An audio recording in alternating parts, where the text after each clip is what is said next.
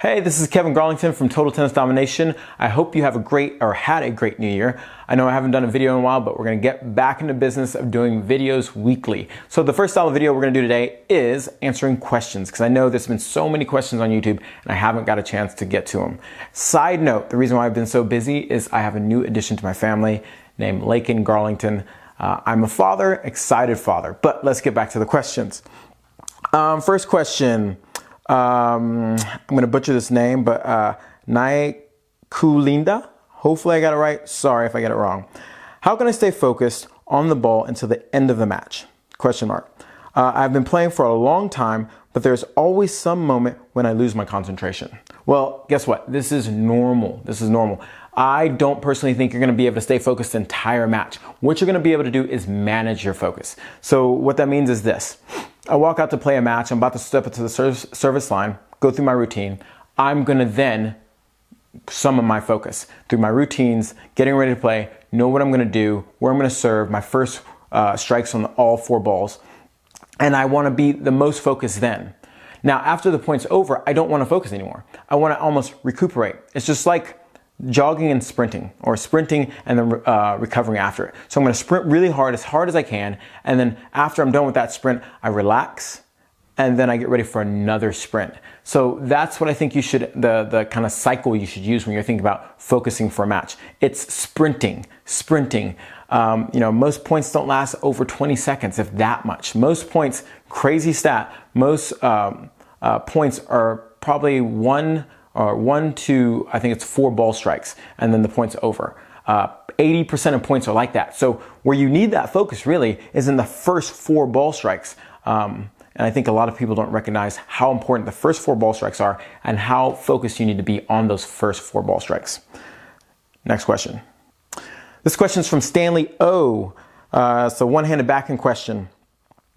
A lot of times I have trouble setting up quick enough for the one-handed backhand. Any tips you might have to help me? Great, I love the one-handed backhand. Obviously, I hit the one-handed backhand. So, what are my tips for setting up? Too many times, we get in the habit with the one-handed backhand is that we start moving the hands back first instead of moving the shoulders back first. Okay, so the rotation starts from here for my shoulders. So what I'm gonna do is just simply turn my shoulders and then start my swing. I was looking at a great Instagram of Roger Federer playing in the Australian Open, and it's beautiful one-handed backhand. And what you see is first, he turns his shoulders and his body, and it sets the racket in this position, and then he starts his swing. So that really helps him put the racket back as quick as possible with the least amount of effort, because he's doing it with his shoulders. The problem with if you just do it with your hands, what happens is you do it with your hands and you get here, but you have no way of uncoiling. The whole point of using your shoulders is to start coiling, starting that kinetic chain, so you have more energy to pull into the ball. So if you're not doing that, that will really help you. Another great tip from a good friend, Pete at Crunch Time Tennis, has this great trick where he takes his left hand, and what he does is just holds the racket here and has you reach back and grab it. If you practice just holding the racket back here and reach back and grab it, it'll help you actually with your setup too. Because what you can do is when you're holding the racket, you can actually turn and then have your left hand dominate and pull your right shoulder, if you're right-handed, into the ready position for your one-handed backhand. And that's a great way. I've done a lot of teaching drills where I just have the player start here and run back and hold it, and it's a great way to get the racket back, but it's also a great way of thinking about preparing. By the way, I want to say a big thank you for everyone who left great comments. I love hearing great comments, even if you're just saying thank you, you enjoyed the video. I see a lot of those, and if I didn't say thank you back, believe me, I do see those, and I get excited every time someone likes my video, so don't take it for granted.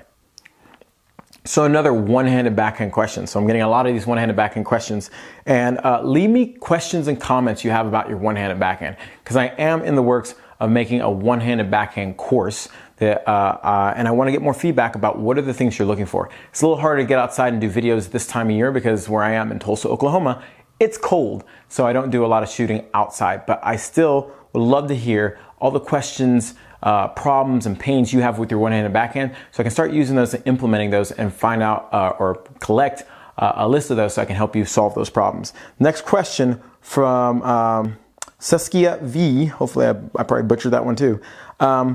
It's talking about the one-handed backhand, and he or she, I'm sorry, is saying, I only get side spin. Am I hitting the ball too late? How can I correct this?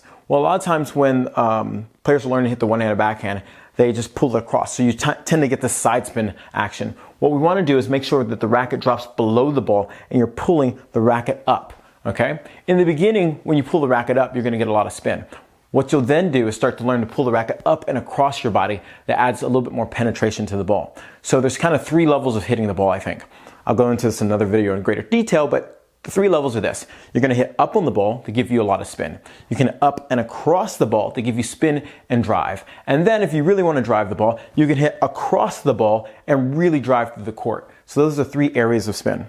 So I hope you enjoyed this video. Kind of short today, but I'm going to start collecting and categorizing more of these questions so we can kind of really succinctly, if you want to have forehand questions, backhand questions. So what I encourage you to do is leave me some questions, because during this time of year when it's a little harder to get out, I still want to do videos, I still want to help you, but I need questions. So, and I love questions. So I'll be coming out with some more videos, not just question ones, where I'll do some demos of and talk about some topics that really have hit home. I've been taking a lot of notes while I've been teaching a lot. I got a lot of great ideas that I think can help you with your game, but definitely like this video if you liked it.